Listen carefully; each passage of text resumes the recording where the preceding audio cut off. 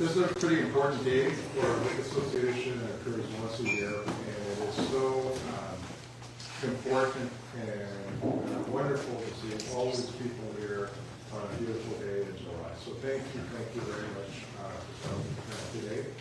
We have been looking forward as a board to this meeting for a long time, and we just got such a solid board.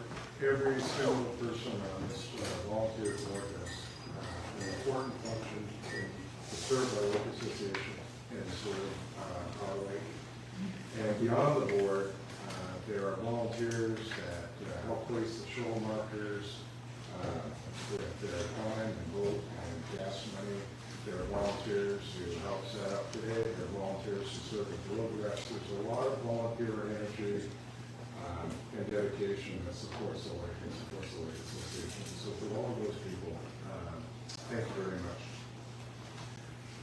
I also want to give a personal thanks to, I sort of look at them as, in a way, the generation that's gone on ahead of the current board, people like Don Rasmussen, Jane McDonald, Wendy Stewart.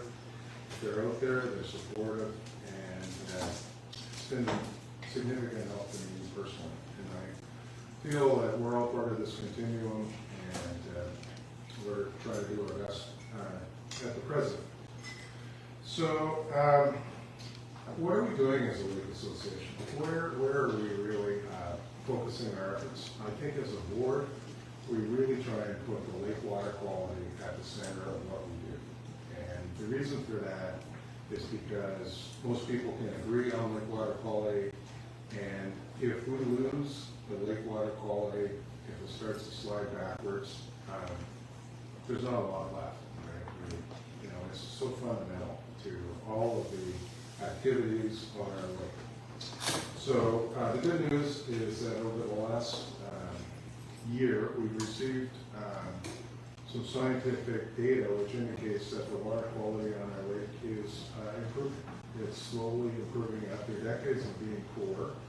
Our water quality has moved just into the fair category, and that's really good news for the lake. Cannot be complacent. This is not the time to take our foot off the gas, but it does reflect commitment and land use policies and practices of our two municipalities. Our lake is starting to turn the corner, so this is actually good news. So from a policy advocacy point of view, our board, we try and work with the two councilors, Westport and Rideau Lakes, to support their efforts to promote land use policies which support the health of our lake. And there's been some significant progress. I think we've made a lot of progress on septic. So as people likely know, every single property in the township of Rideau Lakes is on private well and septic. And there are 50 properties in Westport that are on private septic, and both municipalities have enacted policies to re-inspect private septic and to work with property owners to update their infrastructure under the building code if there's issues. Rideau Lakes Township, we worked with the township last year as it updated its official plan, and the official plan contains a number of measures which support healthy lakes. And I'd like to personally thank Mayor Hugenboom and the councilors of Rideau Lakes for listening to us and other lake associations to enact and entrench those principles, and now to give legal effect to the official plan. Rideau Lakes is updating its zoning bylaw, and we've submitted some comments on that. Overall, I think what we're trying to do as a lake association is to make sure that whatever policies are enacted by our municipalities, that we don't ever move backwards. So that we can disagree on pace, but we never want to see you know, and backtracking because it's so hard to make that ground back up again. So that's a general principle, and the reason I think we need to continue moving forward is because we've got more and more development on the lake every year, more intensification, more full-time residents, more users, and also climate change, which is driving changes to the basic chemistry of the lake. So we need to continue making progress as humans to support the lake, because the lake is, it's a dynamic environment.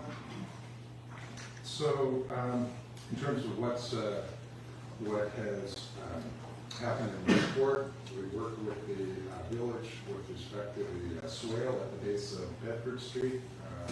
A lot of volunteer time and money, and not only from Rideau to do that. And thank you, Mayor Jones and Councillor Carty, for your support on that. I can mention private septic inspection.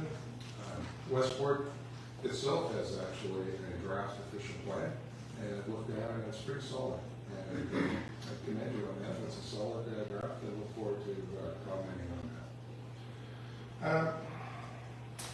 So when we get beyond sort of municipal policy, we're trying to look a little bit more at the biological systems that support healthy lakes. And so we have looked at, turtle boxes to support species at risk. We've looked at invasive species. We're trying to look at the lake as an organic whole.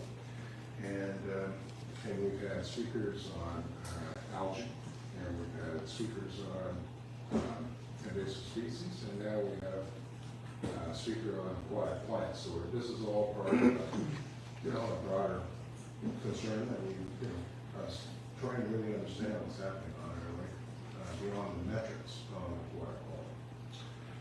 So and also we've got get the light out. We've invited Margaret Matthew because this too is part of supporting the the species who enjoy the lake. Species, not just us. So that's sort of generally what we're trying to do in a nutshell. So are there any questions, or should we? We're good. Okay. So Trudy, please.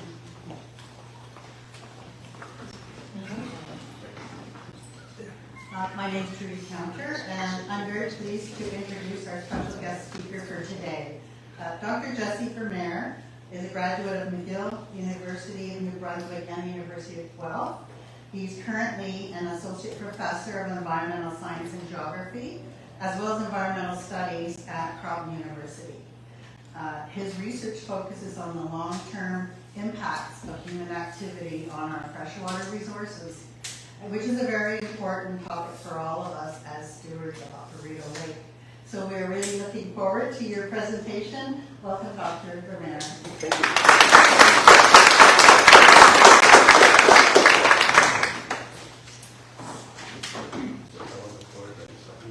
Yeah. Okay. Great.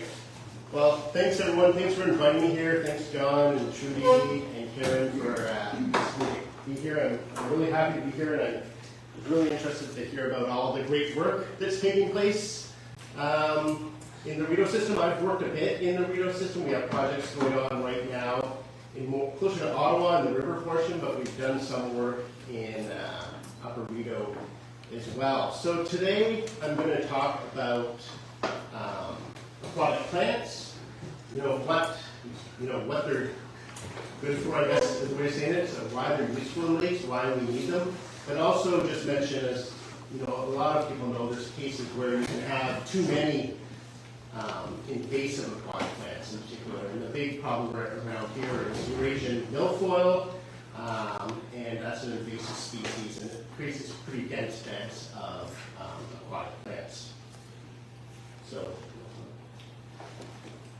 So really what I'm focusing on here is the near-shore environment of lakes. So I think it was John Small, the speaker last year, you said? 2 years. 2 years ago, okay. So you've heard, if you were here, about algae and more sort of the open water environment of lakes and how that's changing. But aquatic plants really occupy this sort of near-shore area of lakes, and that's where we interact with lakes a lot, really, you know, whether we're swimming or boating, fishing from the shoreline. And that's also where a lot of sort of the human impacts occur, because that's where we build, you know, our homes and cottages, particularly in rural areas where the land's not necessarily great for agriculture. Most of the development is around the lakes, and that's sort of what this picture is showing you here. That's from New Brunswick, but you can just see when, you know, development is happening in more rural areas where there's not a lot of farmland and things like that. It's really, you know, around lakes, and we're modifying that into a shore environment. And the scientific name for that nearshore environment, I'm not sure how technical people want to get about lakes here, but we call that the littoral zone. And that's different from the open water environment that we call the limnetic zone. So the littoral zone of lakes is where it's usually defined as where there's enough sunlight reaching the sediments of the lake for photosynthesis to occur. So plants, rooted plants can live there. And the littoral zone's really important in lakes because it's usually the most biodiverse area. It has usually the most plants and animals living there in terms of biomass. It's a really productive zone in the lake because that sunlight's hitting the sediments.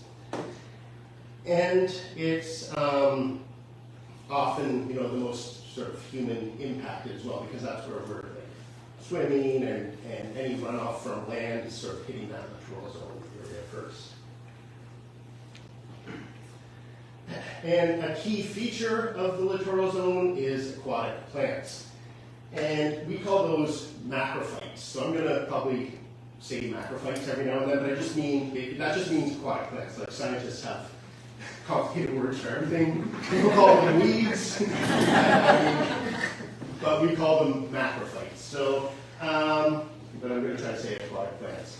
And there's really sort of three distinct groups of macrophytes. So there's the emerging kinds, the kind that they're rooted in the water, but they grow out of the water. So like cattails, for example, is an emergent macrophyte. And then there's the floating leaf kind that can be rooted or not, but they're floating on the surface of the water. That's where they're getting their sunlight for their energy, and like a lily pad. So those are floating leaf macrophytes. And then there's submerged macrophytes. So they're rooted, and most of their growth is occurring in the water column. Sometimes they flower, and you can see their seeds on the water surface, but they're mostly growing underwater. And those are the type of aquatic plants that I'm focusing on mainly today, the submerged or submergent aquatic plants. Next slide. So some of the common ones that you probably have seen in your lakes, you know, there's Alodia, so that's a scientific name. Its common name is common waterweed. One we have a lot around here is Alodia canadensis, so Canadian waterweed is its common name. It's native to here, as the name suggests, Canadian waterweed. But in Europe, that's one of their big invasive species. That's their Eurasian water milfoil. It's Canadian waterweed. So we have claim to fame in Europe, I guess. The other one you probably see a lot of if you're looking is Eaton species. So they grow big and long and tall, and they can have pretty broad leaves like that one, or they can have quite slender leaves. So that's called pondweed. Common name. There's Vallisneria, which looks like long grass. They're not related to grasses, but they grow out of the central rosette, you know, in the bottom of the sediment. And those are called tape grasses. There's Ceratophyllum, which is called coontail, because it kind of looks like a raccoon's tail in the water. And then Myriophyllum, which has those really fine leaves. And there's native Myriophyllum, there's these native milfoil species, but there's also the well-known Eurasian milfoil that's an invasive species here. So there's been a lot of great work was done in the late 80s, 90s, and then the early 2000s, really helping us understand what controls aquatic plant growth in lakes. And this was mainly done by Jaap Kelf, who was a professor at McGill, and his students. But the key variables, and it makes sense, are essentially rooted aquatic plants. They get most of their nutrients from the sediment. So normally we measure, when you're talking about phosphorus in a lake, we're measuring the phosphorus in the water, which is well mixed and easy, relatively easy to sample and measure. But aquatic plants, the rooted ones, are getting most of their nutrients from the sediment, just like terrestrial plants would. So, and we don't really measure that very often. We don't really know, how much nutrients are in the sediments in lakes. But that's where they're getting most of their nutrients. Plant growth is limited near shore by disturbance, so wave action typically. And that's why you get near shore much smaller plants growing, if any plants at all. Maybe you have more of a rocky shore with pebbles or things like that. And that's due to wave action. So that's why in bays where there's maybe not as much wave action occurring, you're getting more plant growth. And then light limits basically the depth of colonization of the plant, so how deep they can grow, because they need that sunlight to make their energy through photosynthesis. And that's why, if a lake gets clearer, maybe zebra mussels came in, your water transparency increases, you're going to get more, the plants are able to colonize deeper in the lake. And the other big factor is the slope, basically, of the shoreline. So any slopes, and this has a big influence on how much biomass of plants they have there. So slopes greater than 15 to 20% slope, plants can't establish there, just because the sediment can't build up for the plants to grow in. So slope as well has a big influence on just the biomass of plants. And again, sometimes if you have a more shallow area with a really low slope, it's just enough, that's where plants are going to naturally grow. Next slide. And that's just what sort of, these pictures are showing as well. This is just a graph showing increasing biomass of plants versus increasing water depth. And near shore, the plants are disturbance limited by waves, essentially, wave action. And then deeper in the lake, it's light limiting them. And then really it's the slope of the biomass. In this picture, when I first started doing research on aquatic plants, we used old paper fish finders. I don't know if you had those. But basically, you get these spools of paper, and you go around, and it's quite handy because you have a physical copy, and you can just sort of see where the plant bed is there. And most of the biomass of these submerged aquatic plants is sort of in this zone of, we call it maximum macrophyte biomass, so where they get that ideal condition of not a lot of wave energy, not a lot of disturbance, and enough light to grow. So aquatic plants are really important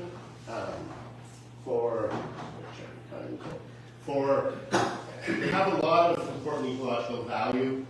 They're important breeding habitat for a lot of fish species and invertebrate species. They offer protection from predators, for young fish especially. They're a growth substrate for a lot of invertebrates and algae. So you'll see a lot of snails on aquatic plants, and they're eating the algae that's growing on the aquatic plants. And their beds also, because their beds sort of limit wave energy, if you have a big, dense bed of aquatic plants, waves and boat wakes, for example, the energy basically can't pass through it easily, so it's a lower energy environment, and they sort of build up sediment beds, and in those sediment beds they trap phosphorus and contaminants as well, with the sediment. So in that way they help keep the lake, they help reduce phosphorus concentrations in lakes. Just like phosphorus gets buried in the deeper sediments of lakes as well, it also gets buried in plant beds.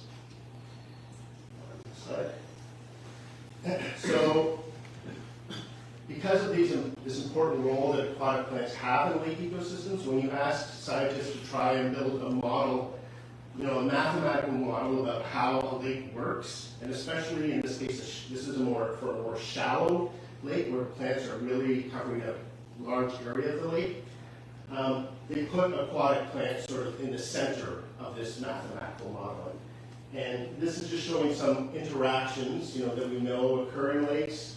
The arrows are sort of positive interactions like nutrients feed algae. And then the line with the circle on the end are negative interactions, like where aquatic plants have a negative impact on nutrients because they help bury nutrients in their sediment beds, in their sediment bed. And when you build these, mathematical models of a lake, and you start playing with some of the features of the model to see what would happen if you say increased phosphorus in a lake or increased turbidity, you find that sort of aquatic plants are playing a key role. They're often called the central components of lake ecosystems. And that's really true for shallow lakes. The more area of the lake that aquatic plants are taking up, the more true that is. But even in really big and deep lakes, even within the Great Lakes, you can see, if you look at food webs of fish caught in the open water, you can still see a signature of energy coming from the littoral zone, so that primary production. And when you think about how a lake ecosystem works, and there's a lot of information on this slide, we won't go into all of it, but when you think about that model of how we think the lake ecosystem works, and aquatic plants being a central component, one key feature that sort of was, discovered or proposed by these mathematical models is that lake ecosystems can undergo really rapid changes in water quality. We often think of ecological stressors as sort of being like having a linear impact, like maybe we add a few more nutrients to a lake and you get sort of a reduction in water quality, but it's a very linear process. But what this research and other researchers have shown is that sometimes the changes can be big jumps, basically, and they call these critical transitions. And this was shown, in this, in this case, it's for a shallow lake that undergoes sort of a big jump from more of a clear water lake with lots of aquatic plants to where the turbidity in the lake is increased so much that you lose the aquatic plants. There's not enough sunlight for them anymore. And then all of a sudden you get that big change where the aquatic plants disappear, and you get a turbid lake with a lot of blue-green algae growth because the nutrients aren't being buried by the plants anymore, and the change can happen sort of quickly and without a lot of warning. And this is called, we call this like a regime shift. The ecosystem's changed. And I'm going to try and use the analogy of this, or put the picture of a beaver eating a tree. I've seen this works, but basically, if you think of a lake ecosystem, and this is true for other ecosystems and other systems as well, but if you think of the lake ecosystem as a tree, and you want it to be big and healthy and strong, if a beaver takes a couple bites out of that tree, it can still stand up strong. It's still good. And we call that ecological resistance. It can stand a bit of impact, but it's still healthy, it's still good. And then if a big wind storm comes along, the tree might sway a bit, but when the storm's over, it's standing up strong again. And we call that ecological resilience. Basically, it can take a disturbance, but it comes back to where it was after that disturbance is gone.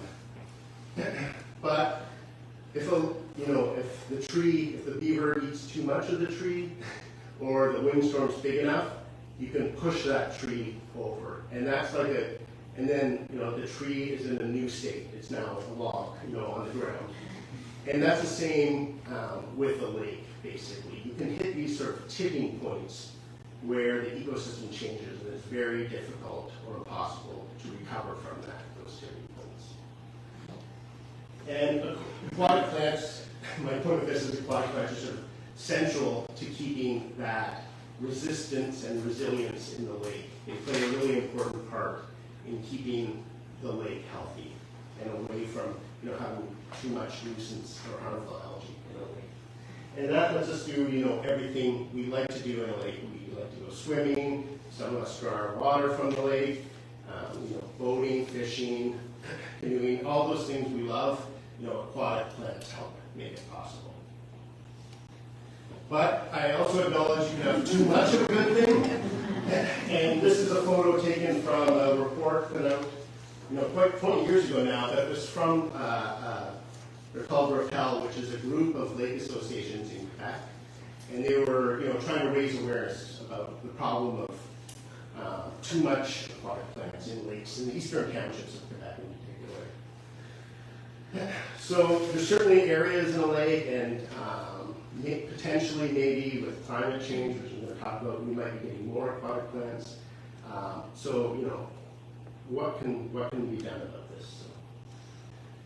So what causes excessive growth of aquatic plants? The first part is hydrological changes can change aquatic plant community.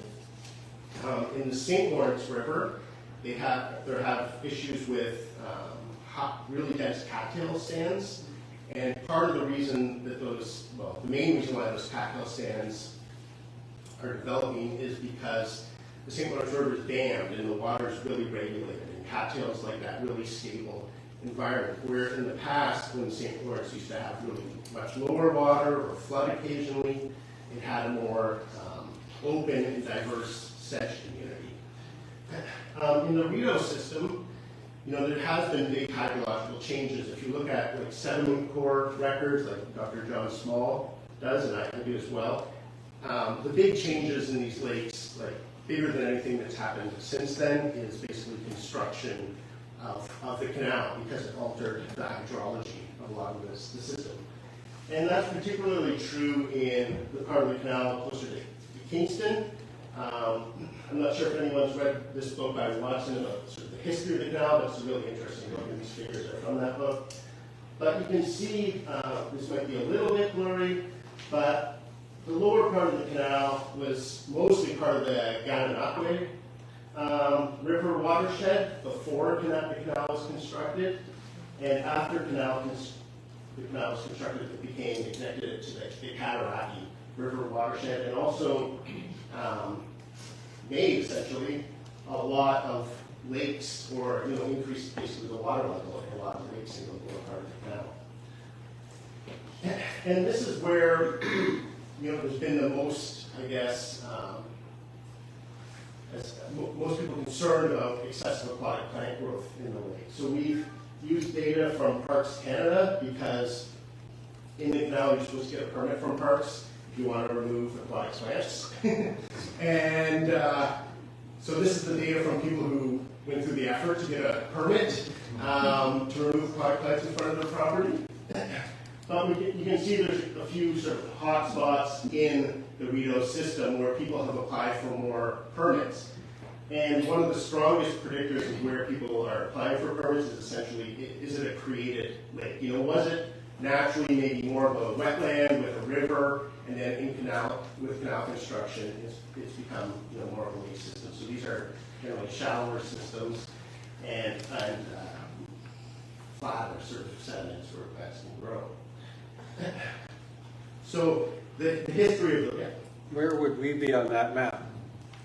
I think you're here, right? Yeah. Right at the break point. Yeah. Well, you're essentially, I guess, almost basically the dividing line, right, between the two watersheds.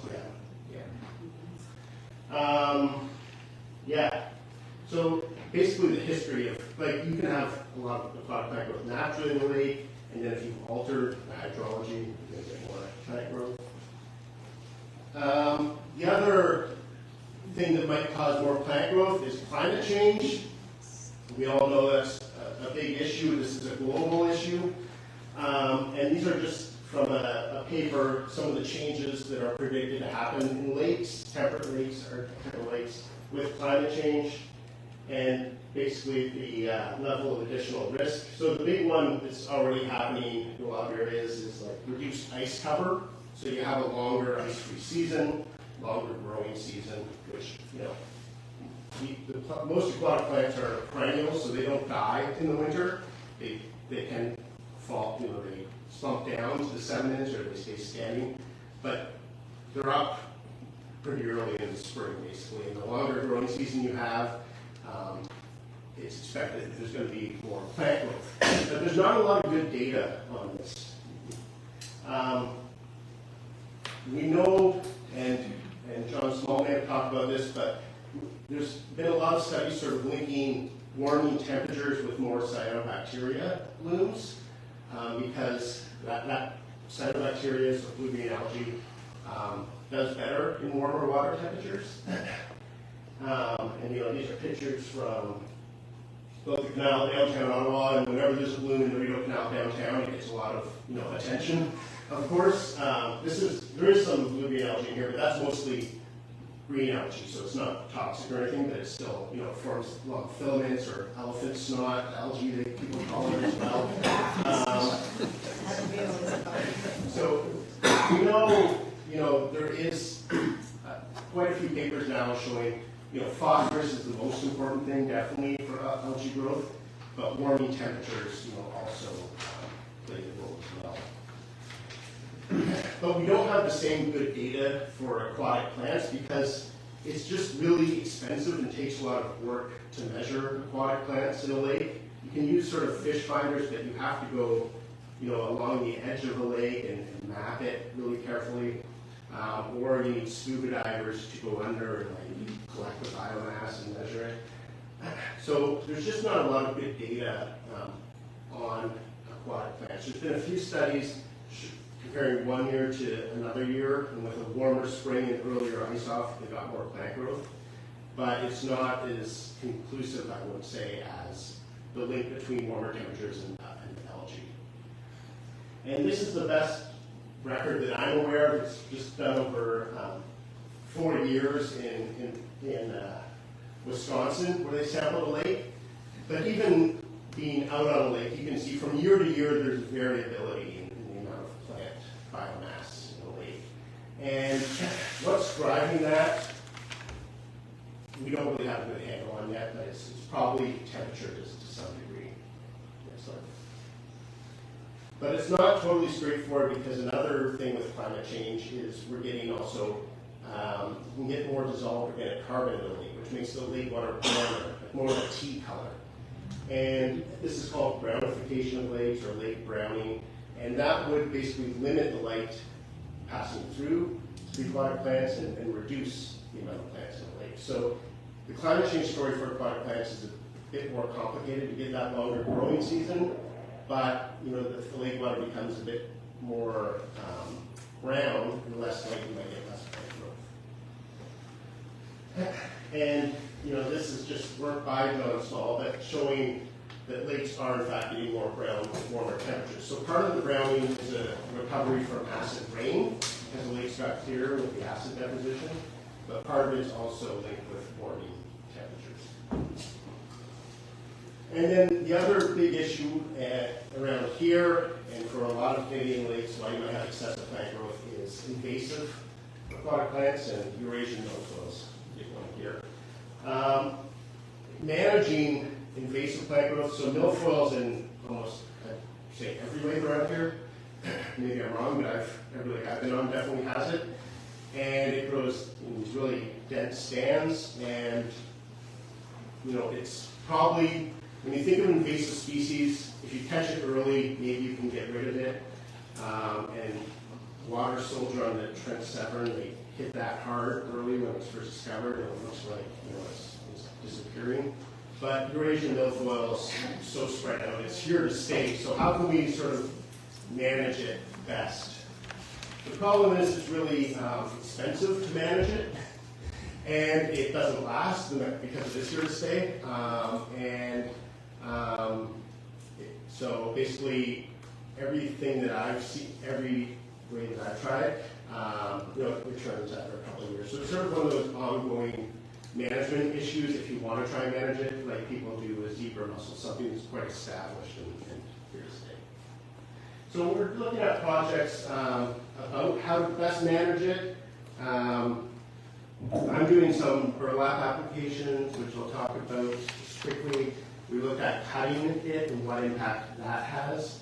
And then my colleague, Andrea Kirkwood at Ontario Tech University is looking at thrusters, which are becoming quite popular in the Trent system. And just a quick story, like on the way here, I stopped in Smiths Falls for such importance to grab a coffee, and like I walk in and people sitting at the table doing their Saturday morning Tim Hortons, get together. I just overhear them and they're talking about the babes, they're choked with weeds, and some guy says, I've heard you can get rid of those with like thrusters. So in this country when you're making like Saturday morning Tim Hortons conversation, it's a big issue. People are concerned about it and they're looking for ways of, to get rid of it or at least manage it. So we did some work with the cutting and the burlap. And these images here just show, before and here and after cutting, so we're, quite dense beds of the Eurasian milfoil, and then we cut sort of strips in them. But you can see that it's still quite there. So after the cut, it grew back within the same year, essentially, and certainly by the next year when it went out, it was all growing back. We also measured what impact it had on the lake, and we couldn't measure, it didn't really have any big impact because we didn't like curtain or like fence the area off when we did the cutting. We basically let the water mix, and because it's mixing, we didn't see anything. With the burlap, because it's a bit more drastic of treatment, you're basically putting burlap down and like killing all the plants beneath it is the idea. And I stress I would only recommend this for the invasive aquatic plants. We did see zooplankton, so zooplankton move around and because they want to hide in the aquatic plants from being eaten by fish, basically. So things that had a choice of where they live, things that could move around, did move out of the area that we sort of now flattened with the burlap. And these are pictures taken from Malcolm Lake, where we did sort of strips of burlap in this big Eurasian milfoil bed. And the hope was, that native aquatic species, native aquatic plants would grow back in place. So this is just year one. We put the burlap down, and again, they're just skinny strips in sort of this big bed. And then in year two, when we went back, the burlap was already starting to biodegrade, and more native plants were growing through, per unit area than the invasive Eurasian milfoil. But by year three, because they were just these small strips, the milfoil was back again, essentially. So the burlap works, but it would be something that you need to apply pretty regularly, and it's therefore expensive to do. But part of this, we're doing a larger study in Lac Philippe National Park with the National Capital Commission, and they bought these quite giant rolls of burlap, so big that our boats can't even hold them, so we have to make them into smaller rolls. And here we're trying to just treat a whole bed of Eurasian milfoil instead of just doing strips. So if we basically treat the whole bed, will the treatment last longer? Will it take longer for the invasive plant to come back? Next slide. So this is a drone image. I don't know if you can see from where you are, but we covered 3,000 meters squared, this entire bed of Eurasian milfoil with burlap, and we're holding it down with essentially rebar. And so this we just did last fall after the park closed for visitors, and we've just started going back to it in June, basically to start collecting data on how the treatment works. And these are some photos of what it looks like in June. So already plants are starting to grow through the burlap. You can see them. This picture up here just shows the edge of the burlap versus an untreated area, just difference in plant height. But it doesn't take long basically for the plants to grow through. We're going to, in late July, go out and do a bit of snorkeling and see exactly what plants are growing through and measure it a bit more. But the hope with this is that you can give basically native aquatic plants a chance to reestablish and sort of basically beat back the the invasive species of it. Can they ever do that? Sorry? Can they ever do that? I don't know. Well, we'll expect to hear from you. Yeah. The thing is, it's the cost too, like to cover huge areas, is expensive. I mean, it's like a couple bucks a square foot, but you do that for a couple thousand square feet, and it's expensive, right? But essentially, sort of the take-home message here is, this is from Rideau Valley Conservation, but it's a good picture, is that even though I've been talking about how we can manage the invasive species, it's important to remember that native aquatic plants have an important role. There are lakes, they help keep the water healthy. And as much as possible, while I understand the need for swimming and boating, no one likes to swim through the weeds. As much as possible, it's important on your properties to keep, the aquatic native species there for a healthy lake.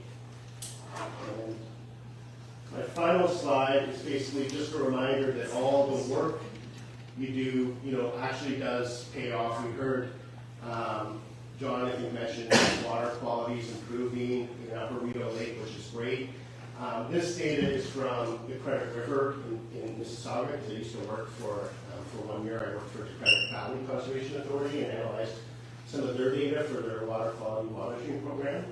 But this is over a bit over a 10-year period. They wanted to see, we've been measuring these things for a decade. Can we see if there's any improvement? Because monitoring costs a lot of money, and it's continuous and ongoing.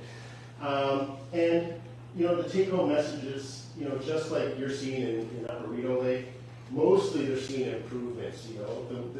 It's hard to link it directly to the conservation work, but it's nice to see that the work that you're doing is at least having a positive impact or playing into that positive trend. So, the upper graph just shows the water quality index going from, lower to better, basically, poor to good. They're benthic invertebrates, so the bugs in the water, we use those as an indicator of ecological health. They're improving slightly, and even the birds, because of the tree planting in the riparian zone, that zone of forest near the lake, they're improving. The one exception in the Credit River was fish, and that's because it's really tied to brook trout. They're an indicator of fish health, overall fish health.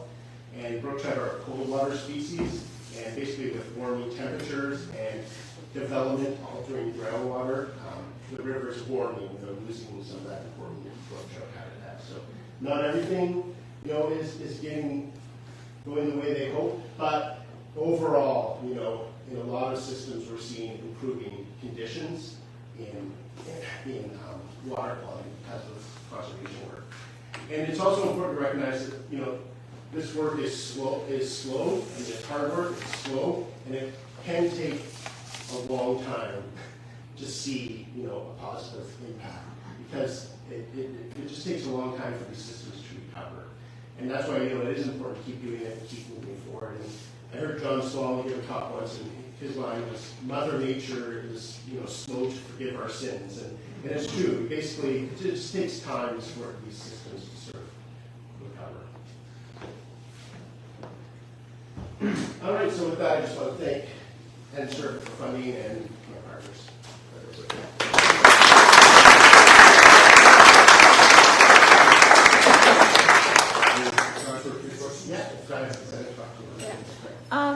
So first of all, can we go back to that? I think you had a picture earlier on of the invasive trefoil. Yeah, milfoil. Yeah. Yeah, and just I think I recognized it, but yeah. Okay, so that guy. And the other thing, a couple of questions was cattails. Yeah. As it shows in the picture, how do you get hold of them, or should you be getting hold of them to plant? I don't actually know how to get hold of them without maybe digging them up from somewhere else. Exactly. But I know along the St. Lawrence River, like Thousand Islands National Park, they're trying to get rid of them there because they're just too dense. But I think Cattails too, there's also concern about a invasive cattail, that there's some debate around. Okay, But anyway, but the native ones, I think they are good because they do help with shoreline erosion, you know, and stability. But I don't know where you could buy them or what the cost is. yeah, unless you want to take a trip to. Yeah, and the other thing was, okay, I don't know if thrusters, is that the same thing as the aeration? I think aeration maybe, is that just bubbling? Yeah. Yeah, no, it's different. So they have like, it's basically like a fan, like an underwater fan on a stick, and you attach it to. I have one. Yeah, yeah. We have 3 on our lane. Yeah, they're becoming really popular on the Trent system in particular. Like, so, and they can rotate or not, I guess, basically. Yeah. So, yeah, so in terms of the aquatic life, how is that affected based on if you do aeration versus thrusters? Because There's thrusters not sounds, good data on that yet. That's why we're, yeah. I was part of a Parks Canada pilot study. Okay. It started 15 years ago. Yeah. We spent $10,000 and put a floating boom 250 feet across with a 4.5-foot skirt. It didn't touch the bottom. It was about 3 feet off the bottom. Yeah. To stop all the weeds coming in and accumulating on shore. Yeah. It would accumulate 10 feet deep, solid, and stunk. With that $10,000, it probably reduced 70% of the onshore debris. Yeah. We used, instead of burlap, we used the consistency of a very fine aluminum screen for a door. Yeah. Weighted it with not rods. I have a master's in environmental studies. I'm an urban planner Yeah. and a developer. I built Canada Centrum. So we put patio stones, and they went in pockets, much bigger than that burlap you showed. Yeah. We had like 25 feet wide. We did about 10 sheets, so covered a few hundred square feet. Yeah. Took them out every year. They stunk like hell. Yeah. All the algae. They eliminated all the invasive species. And after about 7 years, we stopped doing it. The aerator is about 4 feet off the bottom, and it's on a rotating head. So now we have nothing but natural species. Yeah. Half horsepower, which is about $2,000, does 200-foot radius. My neighbor has a 1 horsepower, 400 feet radius. And you only do it after the bass season opens, so the Yeah. spawning isn't affected. Yeah. We have this beautiful sand beach, sand bottom, and we put on at night. Poor Peter's my neighbor. Sometimes it makes noise, but most of the time it doesn't. He benefits as well because we share the same pocket Yeah. that used to fill up. Yeah.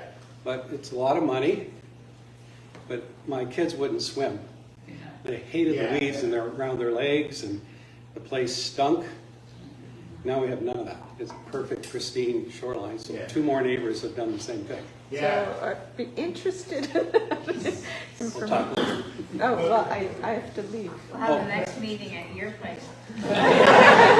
But Parks is still interesting. Like they're, like Andrea Kirkwood is studying the Yeah, she should come and see us. yeah. Well, they're doing anyway. It's part of the same project, but they're doing it on the Trent just because we couldn't do it everywhere. Yeah. But Parks is basically, you know, they want to essentially know because people always ask them what they can do. Like, what should they The recommend? boom was recommended by Parks Canada. Yeah. It really didn't work. It was a lot of work to launch it every year, Yeah. take it out every year, had 5 big anchors.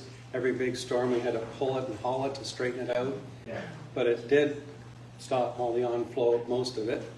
The weed bed blankets are very effective. Yeah. They're 100% effective. Yeah. They don't deteriorate like burlap. Yeah, well, yeah, yeah, it's burlap deteriorates, which is, but people wanted something too that they could leave, like not have to haul out. It's a lot of work. Because hauling things in and out is a lot of work. Yeah, So they're twice a looking- year. Twice a year I had to go in and out. Yeah, so they're looking for something that, like, you can apply, but we still have to haul out the rods, but that was more, to get a license to do it from DFO, because we're working on a national park, well, it's not a national park, but a park, federal land, that we could only put it in with something we could remove after, which is the rebar. essentially. But the benthic mats seem to work. The thrusters, I don't know a ton about, honestly. There are a few that I'm aware of, like on the Rideau system, but on the Trent, there's a lot more of them. But you know what? Essentially, you know, Parks is interested. It's like what information is there, like, to make a sound recommendation that people. They're very destructive if you leave them in too long. Yeah, or if they're too, like we've seen somewhere too powerful, you know, and they cause a pivot. And, Oh, change the bottom. yeah. So maybe we have two more questions. I think you were first, and then maybe Marty's second question. It's a quick one. My neighbor believes that the cutting of the weeds, and there's a guy who does a lot of that, and I actually use it in my garden. Yeah. But that she said, when that started, then the amount of weed increased over a year. She said it's just like cause and effect. Does the cutting do that? Well, the thing with the invasive plant is if you don't clean it all up, it can reproduce vegetatively. Right. Thank you. And that's why, like in the media, they call it like the zombie plant. I don't know if you've read that, but basically, like if you're not careful if you rip it out or cut it, and you're not careful to remove all the pieces, it can reroot like the fertilizer. Okay, Margaret? Yeah, I just had a question about, you know, talking about the permanency of some of these, like a metal mesh, how that impacts things that also need that soft sediment to overwinter, like Yeah. turtles and crayfish. And Yeah, you different- definitely wouldn't want to do it around the whole lake. And that's also where we don't have a lot of good information. Like removing plants, you know, in front of, if you were the only property on the lake, removing plants in front of your property is probably not a big deal. It won't have a big impact. But as more and more people are, you know, moving around these lakes, we don't have a good idea of the cumulative impact. You know, everyone, we know plants are an important part of the lake. It needs them. So if, you know, a theoretical lake had total coverage and everyone moved all the plants in front of the property, it wouldn't be good for the lake. Right, or even providing like some kind of permanent barrier to prevent that, those animals that rely on the lake Yeah. bottom to complete their winter cycles, their spawning cycles. Yeah. Yeah, so it's definitely something that you wouldn't want to happen over. So you take it out. You're gonna use it. Can I add one more thing? Yeah. Just on the, so the Wolf Lake Association, it's our 35th anniversary, and we have a gentleman on our lake who tracked ice out for 43 years. Yeah. It's on our website, so when you were Okay. talking about Yeah. climate change, you might want to look at that. I will. He did dates, yeah, So ice in and ice out. has it been coming off earlier? Like, there's some A little variability bit, in a it. little bit, Yeah, yeah. some days, yeah. Thank you. Okay, thanks.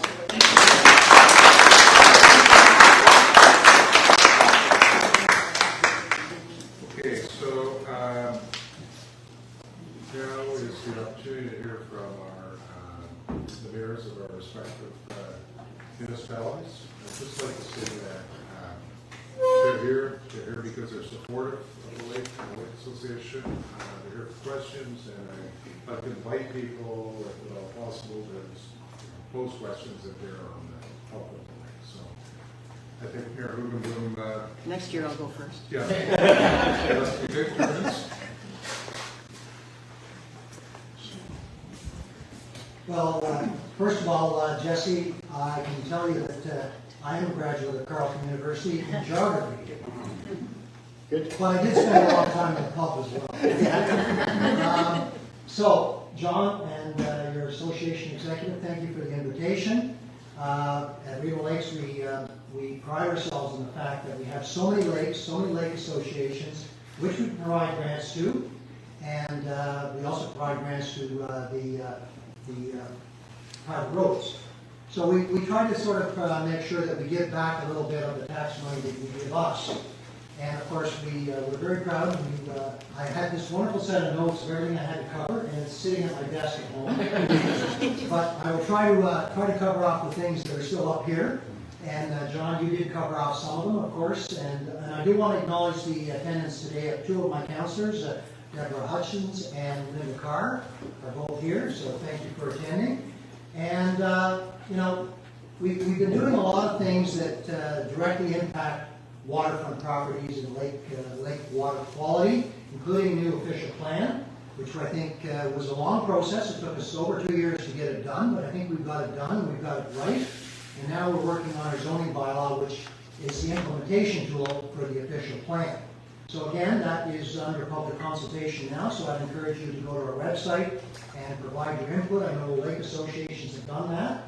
And we, of course, have what we call the Rideau Lake Association Committee, which was one of my initiatives a couple of years ago to get roughly 17, 18 lake associations to meet quarterly to talk about issues that are important to you. And we bring in the OPP. The last meeting we had the warning from the Parks Canada, and we had people from the conservation authorities in the past, and we've had people from some of the foundations and some of the land trusts as well. So again, it's an opportunity for people with like minds to come together, to get to know each other, and to learn from each other. So, when one of the lake associations has a great initiative, it gets shared with the other lake associations, and we all benefit from that. Trying to think what else I'm supposed to mention.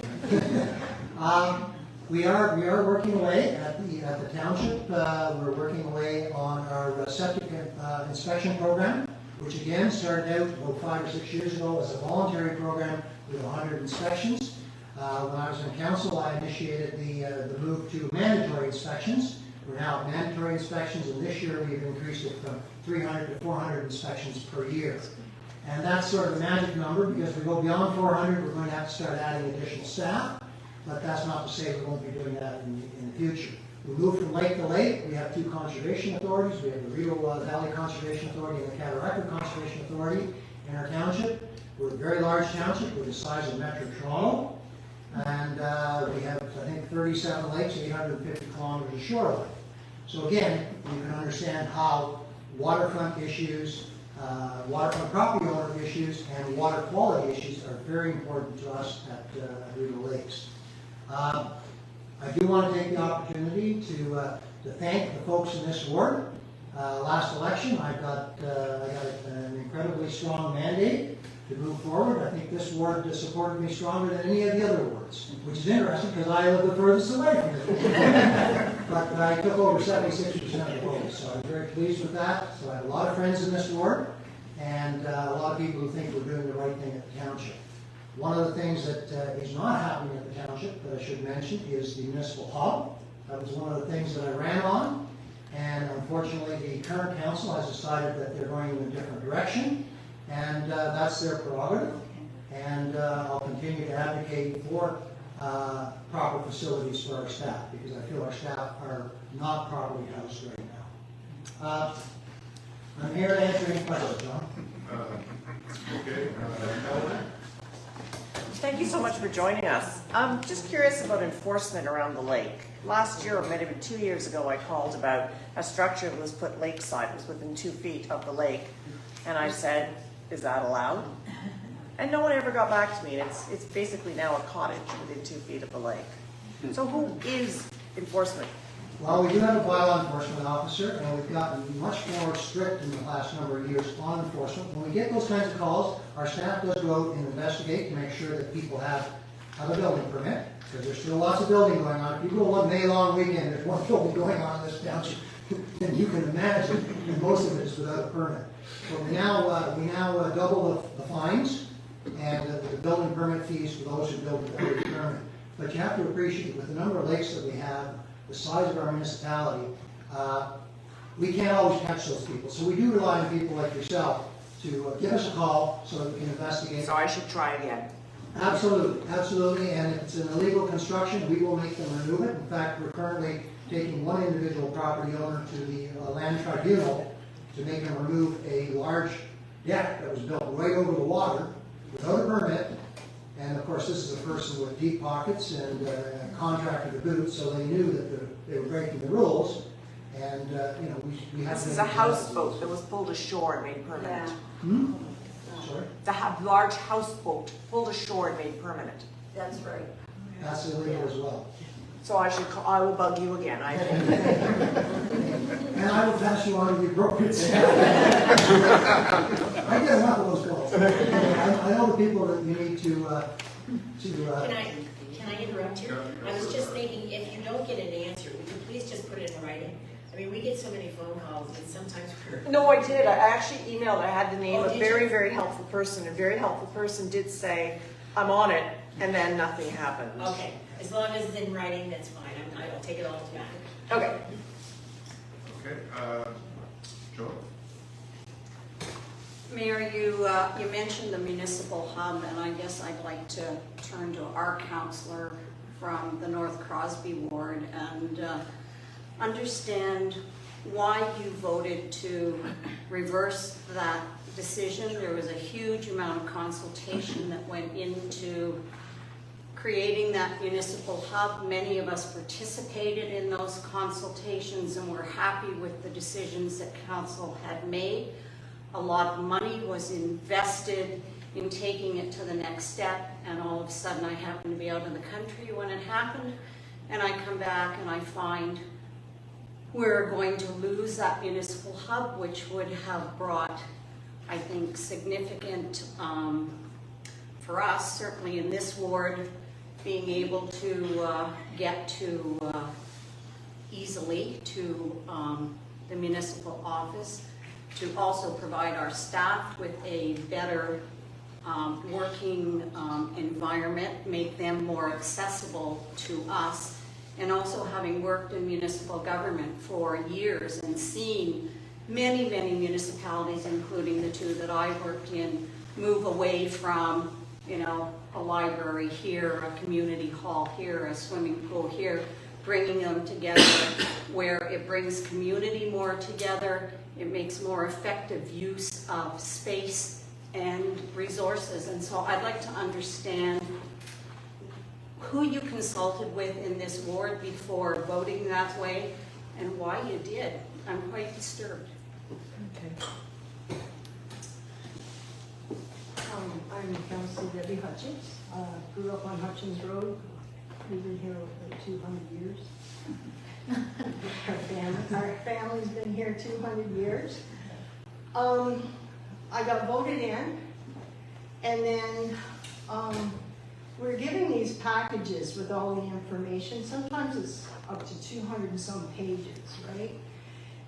And I was given this package on a Friday night, and I had to vote. I had to read everything and didn't know anything about it whatsoever.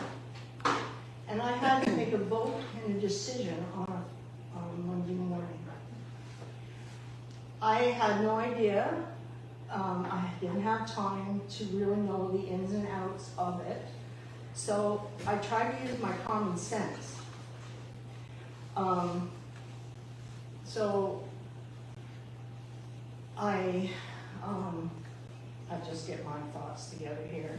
I'm kind of a little nervous, but so I looked at the whole situation, and I just had to kind of slow things down a little bit for me, because I take very serious my voting, and I want to represent everybody in the township, but I didn't have enough information, and so we had lost Kathy Livingston, and I didn't know Kathy personally, but everybody loved Kathy, and Kathy had the best interest of the township. Who's Kathy? Joe, if you don't mind, I'd like, you know, this is all to the good, but, you know, we need to focus on the Lake area, I think. Okay, so one thing is, I was voted in for North Crosby Rideau, but I'm trying to bring together that I don't just represent my own ward. I want to represent everybody and bring everybody together so that we're not kind of, I want this for my ward, I want that for my ward. I want everybody democratically to bring everybody together, which is really hard because, so because Kathy had passed away, she was in Portland's ward with Portland and Delta. So at that moment of that time, the only thing I could figure out was Portland didn't have a councillor at that moment to vote on their behalf. There was just the one councillor. So I really thought being democratic and want to know what everybody wanted, instead of just appointing somebody that, say I knew that was my friend to do my bidding, I wanted it to be democratically got to vote, that people got to say who they wanted to come in as a new counselor. Then from then on, then the input from that counselor would bring in and represent the board. All I want is fairness. It's $8 million was the first that shocked me. I grew up in the area, and just like Newbro right now, you go through Newbro and you see those boats and those trailers. Portland's smaller, and I can remember going down anytime when there's a tournament on, and it goes right by the old, where the hall was. So it's going to congest. I made a joke saying I was going to buy a record and I'd get rich on hauling them away, but it was just a figure of speech. But it's so congested down there with that. Plus, it just didn't, like, where's everybody going to park? You know, this, you And know, it's- obviously it's an important issue for people, and thank you. And I think it's just sort of outside the, you know, the lake association, like we're trying to stay focused on the lake, so. That's okay. If I can just say one thing, I just wanted everybody to have a say, because our tax dollars go into everything, and there wasn't anything, there was nothing to be apples to apples to retrofit where they were. They were even part of the office people there. Were they gonna fix it up and make it good for them? Or they work in those conditions and stay there?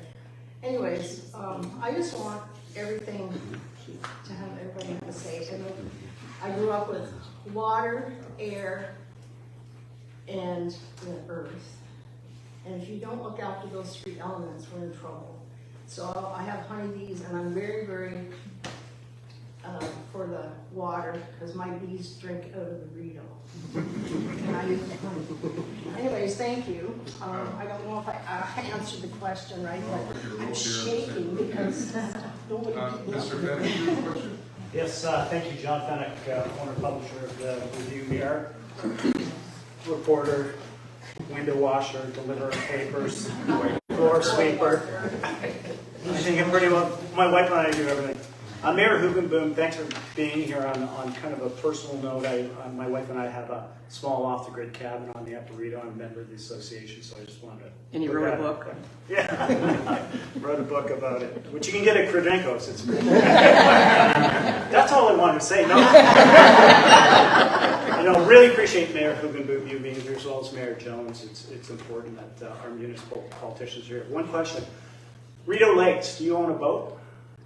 Do I own a boat? Does the township own a boat? Yes, we do. Fire Okay. department has a boat. Okay, because I was just, as I get to know the waterways, there's a lot of water access only properties, and so the septic system inspection too. So I just wanted to confirm that. Thank you.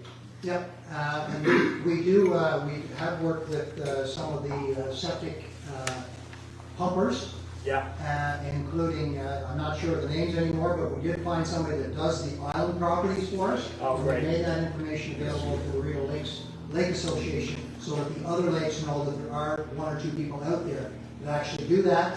And part of our inspection program this year is actually on the islands. Excellent. Where I think we're doing the islands in Newbro this year. It's part of Thank you, sir. Okay, thank you. You got time for one more? Briefly, please. The review, and we did an addition about 10 years ago by staff of the township for environmental planning and setbacks and architectural, was more professional than the City of Ottawa would have done in a similar case. Amazing. Thank you. But the site plan conditions, which we had to build to and were inspected against, were not registered. And back in the official plan process, that was a suggestion that site plan conditions be registered on title. Did that ever get done? Yes, it got passed. Okay. And then the province annulled it. Oh. And now they've come back and they're going to allow it again.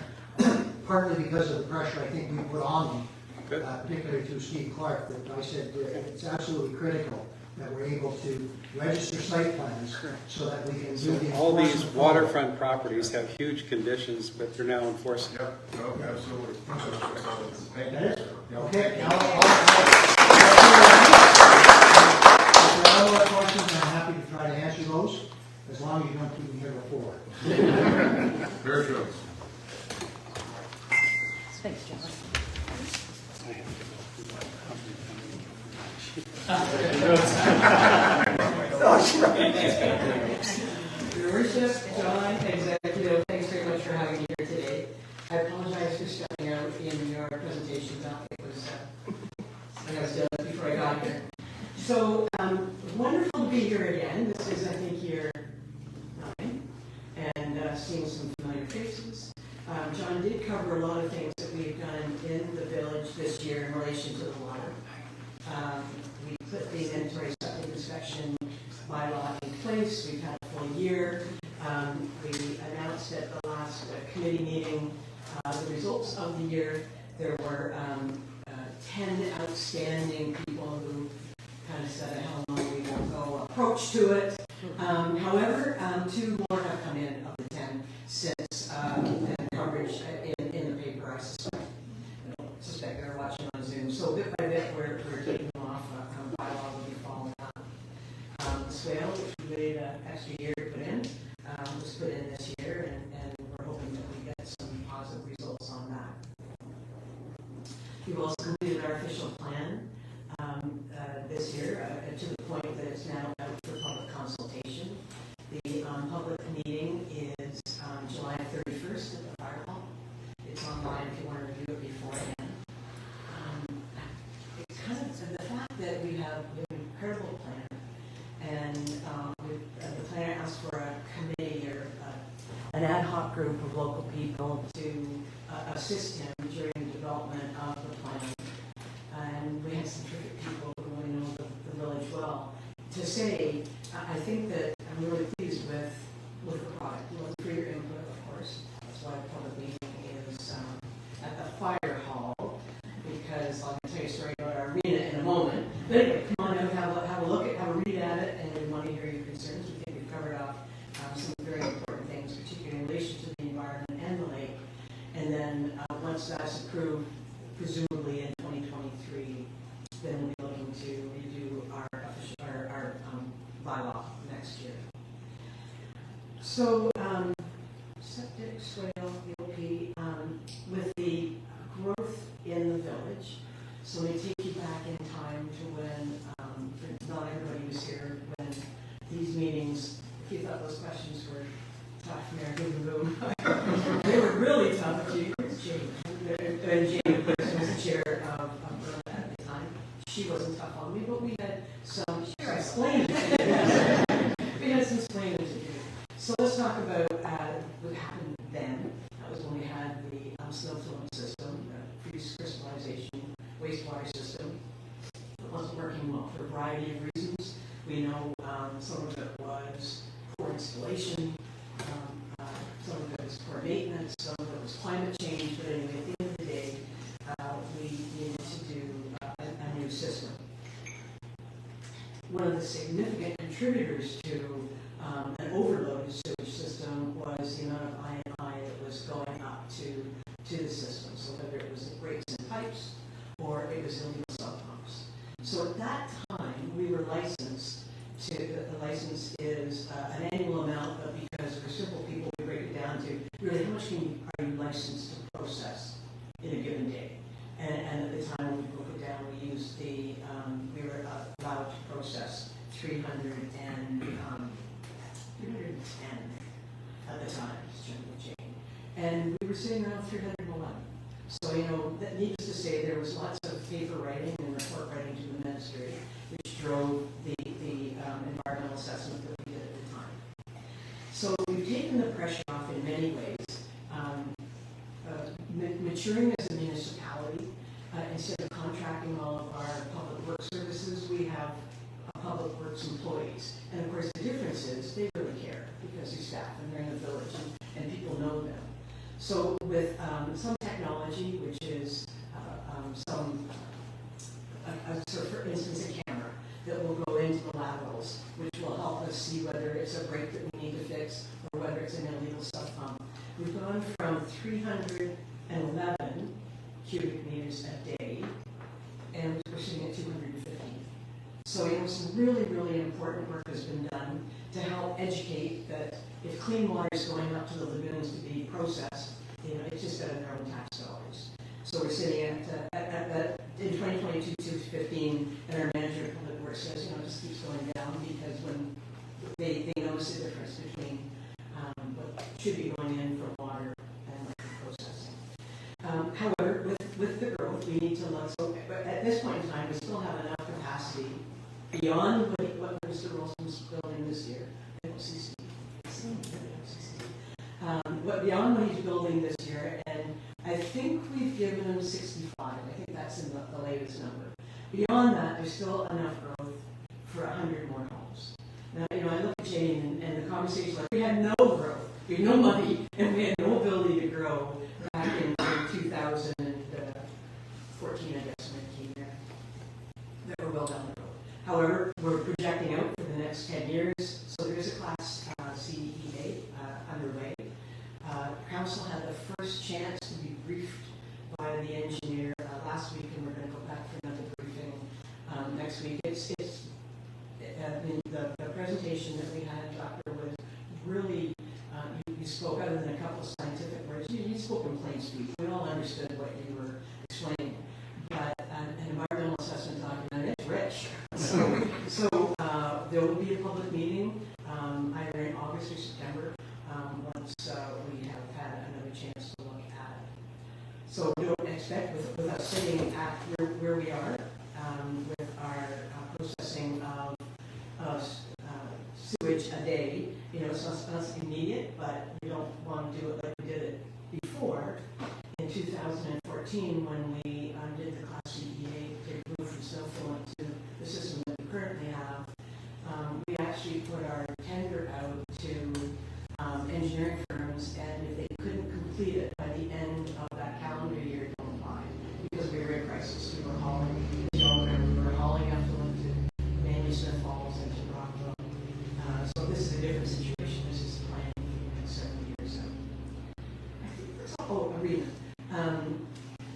So it's not nothing to do with the lake, but it's got to do with you guys to use the arena. Why did I tell you that story? It had something to do with sewage. I can't remember. I guess best laid plans was probably where I was going. That we received a grant from benevolence to help us with our arena, and we have been wanting to put an elevator in. And old homes like I have, and some of you people have back where in your permanent places. There's a fair bit of construction underway, and then of course it all stops in an old building when you find asbestos. Exactly. So I can't quite remember where I was finding out what I was talking about, but I guess it's up in bullshit in my mind. So I'm happy to answer any questions for you. So, Can I ask a question? just would flag that, first of all, thank you, Mayor Jones. And Mayor Jones invited us to participate in the C-Class as she did before. Jane, the representative on our board, I guess, on the process. It's an important process, and I would just encourage people when the documentation eventually becomes public, which will be fairly soon, to have a look at it carefully, because it's an important. Yeah, and actually, thanks for flagging that, John.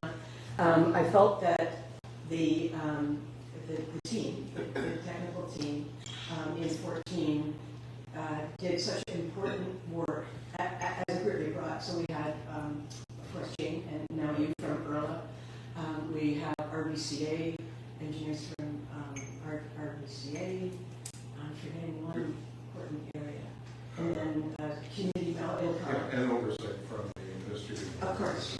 Yeah, as well.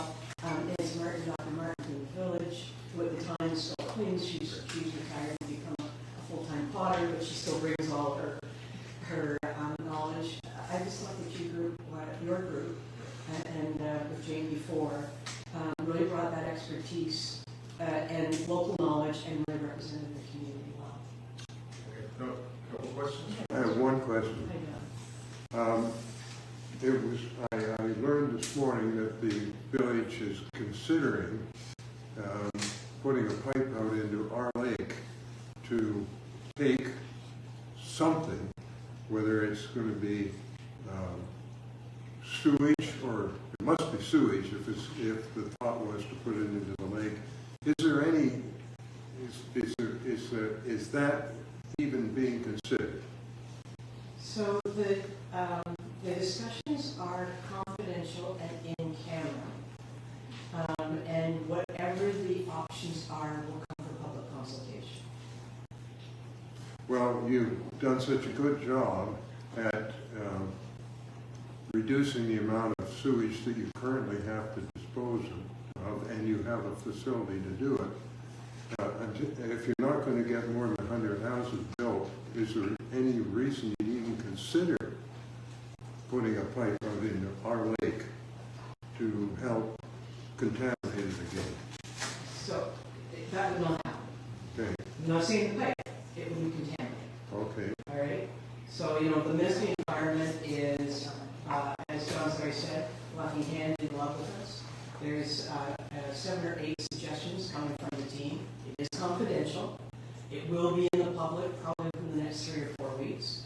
It would be improper for me to disclose confidential. Right. But on your point, Don, about polluting the lake, that would not happen. I mean, that might be to you 5, 6, 7 years ago. Okay, fine, thank you. Thank you. Hi, Robin. You've come a long way since 2014, and change is not easy to manage. In my experience, the only person that likes change is a wet baby. And so we're seeing the growth of Westport, which is great because we need that change. So I just wanted to say thank you for that. Oh, thank you. But the best news is we've got an ambulance. I know.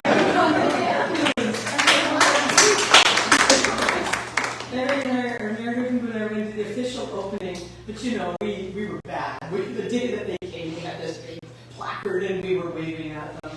And it's just so important for us at the Northwest. And there was a moment in time, a month ago, that Mary Wood and I thought that they were going to try and pull the rug out from under us, but we were a united front. We just said absolutely no way. So, yeah, we're really, really pleased. Okay, Okay, well, thank you. And now you do the business.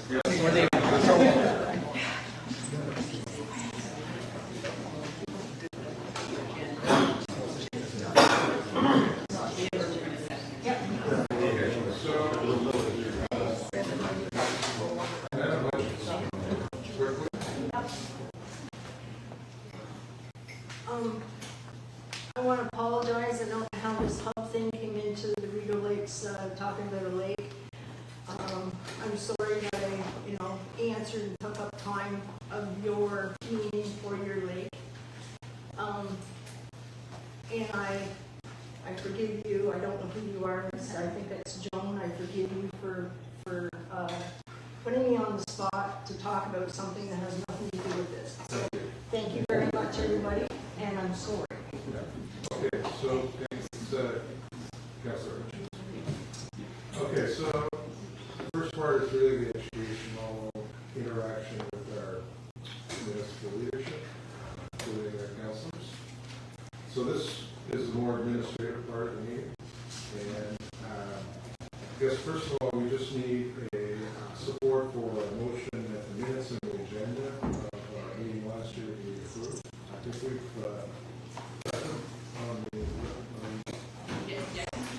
They're moved by you, seconded by you. okay, moved by myself and seconded by the secretary, volunteer secretary, Dan Standard. All in favor? Okay. I think that's correct. And now we've got a brief update on our financial situation, which I think is relatively robust. And and again, we have a volunteer treasurer, busy person, running a small business or two, so we appreciate it. So I just want to point out that these are, it's a compilation edition called Notice to Reader, so it's not a good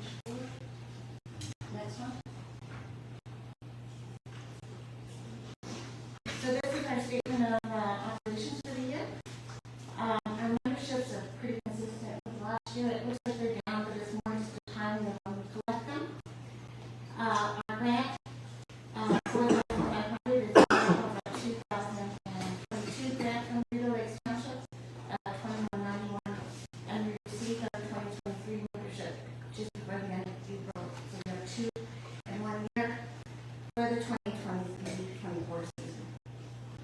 And included in donations and other income is our $4,000 of our tree sale program, which the prior year was around $1,500.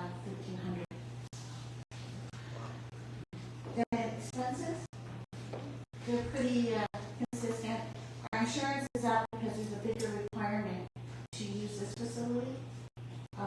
So there's an increase because of that. The meeting amount is our AGM for last year, and obviously the prior years of COVID, we didn't have an in-person meeting. Our web page maintenance last year was included in postage and training, so it was about 223. This year it's 600. We're changing a provider, and we've updated our website. Overhaul, I guess, would be a better word. And then included in programs, which is money that we're using for specific purposes. We have $640 that we spent on plants for the SWEP, $420 on regular repairs and maintenance to the show markers, what have you, and $4,400 on the tree program, and a couple of $280 of admin costs for that program. So that's what's included in our programs.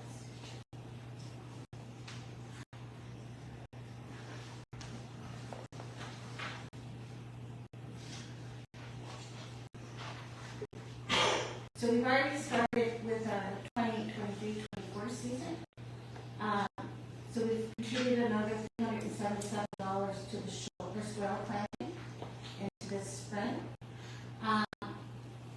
Under the Species at Risk program, we've spent $371 for the turtle nest covers that you've seen outside, which we're selling at a nominal amount to members and non-members.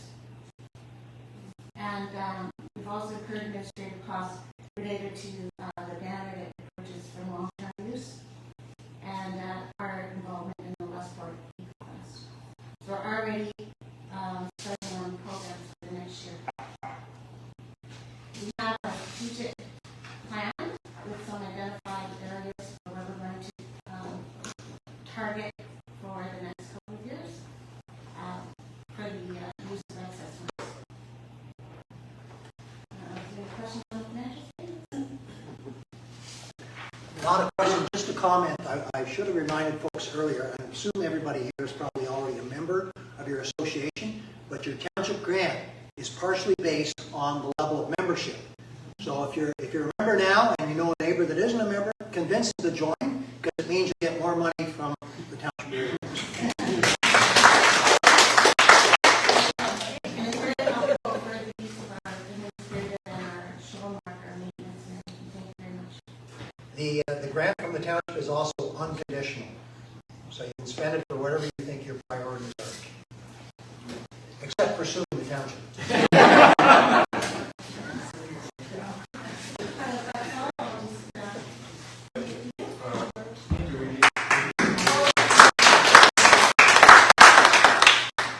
Yeah, so there's a couple of motions we need to do.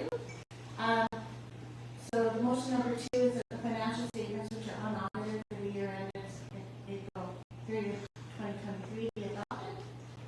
So this has been moved by Steve Murray and seconded by Dave Counter. So all in favor? Thank you. Our next motion is that the firm of Jackson Winter Wrigley Chartered Professional Accountants be appointed to prepare the non-audited financial statements for 23-24. That was moved by Steve Murray and seconded by Dave Counter. All in favor? Thank you.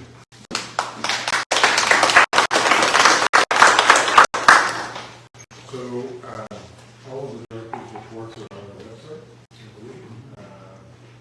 But this being said, just with past members of our board, is there anything that people would like to flag? Tom Donnelly, tree guy, Steve Moran, can you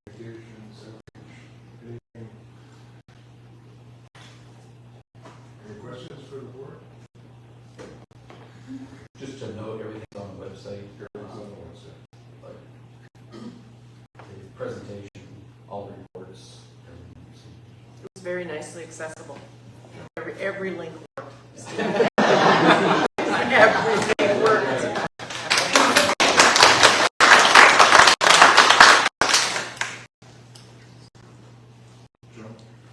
I'd just like to thank the board for just the incredible job that each one of you are doing on our behalf. It's very evident. It's evident through the newsletters that we get on a regular basis, through the website, through all of the work. And I think you know, the work that you do is often behind the scenes, and people aren't seeing all those little things that are happening with the swale. And we see kind of the markers on the lake, but there's a whole lot that's going on in interaction with the various councils, etc. So thank you. Keep up the good work. We all benefit. Thank you.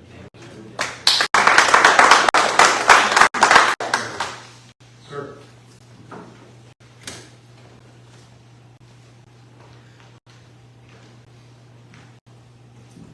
This is the one thing that you're going to want to hear more than anything else. I want your money. We are a charity. It was created years ago so that people could get some tax benefit from providing money to the association, the Rideau Valley Conservation Authority. We are at a time when the climate is changing, the development of properties around the lakes are changing, but we have no idea what's going to happen over the next 20 years. The one thing that we do know, and John made this important to start with, is maintaining the quality of the water in our lakes. Now, everybody who's here is a friend of the lakes. The minute we lose the quality of our lakes, the value of everybody's property is going only one direction. It would be an absolute disaster if that happened. But more important, equally important, is you have an investment. And you either look after it or you pay the consequences. We have, in the last 3 years, taken the decision as the Rideau Valley Environmental Foundation to employ experts in reviewing and providing us with information as to what's happening to our lakes. This gentleman who spent some time educating us today is a perfect example of the type of people that are available to us. And we have, over the last 3 years, engaged really academics. And what it amounts to is not the academic themselves, it's the people who are doing their research. Yeah, their post. In other words, they want to be masters or professors, and it's turning out to be a very useful bit of information. We seek requests from various universities, people who have an interest in what's going on, but it's expensive. We would like to allocate $15,000 a year to continue this process. That comes down to 150 people, each donating $100. And $100 may sound like a lot of money, but when you keep in mind what we're trying to do is to protect the value of the lakes and our own investments, it's chicken feed. So what I'm asking is that people take a very close look at what they think the value of our organization is and provide us with your contributions. the last 2 years, we've met $15,000. The money that comes in to our organization goes nowhere except to support the activities of the Lake Association. So, given the time of day and how long we've all been here, I have nothing more to say except that will be the best $100 this year that each one of you send to the Rideau Lakes Environmental Foundation.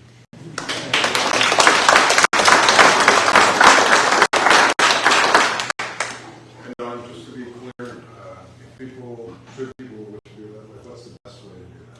Well, there are two ways to do it. One is, I've left a series of brochures on the table back there. You can, yes, they look like this. You can send it to the Lake Association, the Rideau Valley Environmental Foundation. You send it to them, or to the lake, and it ends up on my desk. I deposit the money in the bank and issue a receipt. Otherwise, you can deal with the Canada Helps. And Canada Helps, if you get in touch with them saying you want a contribution towards the Rideau Lakes, they'll provide you with the various options that are available to you. And again, I will receive notification of it, and you will receive your tax receipt. Thank you very much.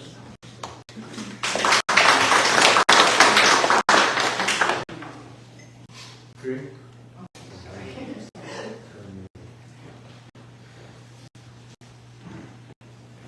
Hi, I'm just here to present a slate of officers for the 2023-24 year. And I just have to say, again, you know, what Joan said, we have a wonderful group of volunteers. They're incredibly hard working, so we should really be grateful for all these volunteers that we have and how much work actually being done. So the slate of officers, and it was really nice because everyone volunteered to come back that was already there. And it's really great to have these people. So starting with John McDowell as president, Dave Cameron as vice president, and Dave also does water quality. Barbara Cook is treasurer. You heard from Barbara. Karen Stanton, she's their secretary and also does governance. Steve Moretti, our communications director. Tom Donnelly, our shoreline director. Peggy Thompson, membership. Trudy Keller. Where's Trudy? Member at large, and she does species at risk and invasive species. Trudy's been working on that. And Gaynor Stacho, another member at large.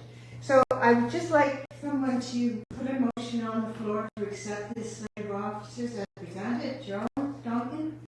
And someone to second Joan's nomination of these officers. Carol Russell. Okay, that's good. So thank you. And we have a new board in there.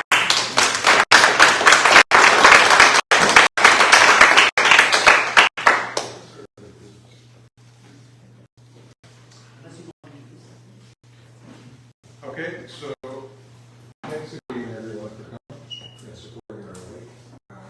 Is there anything that we should touch on before we end for today? No? I'll just say I liked the coffee and the snacks beforehand. It was really nice. No, it was really nice of you to host us that way. Thank you. Yeah, well, I love this experiment. And I like the experiment. Yeah, thank you. And there's some left. Okay, everyone? Agree? Okay, motion to close? I so moved. Trudy seconded? All in favor?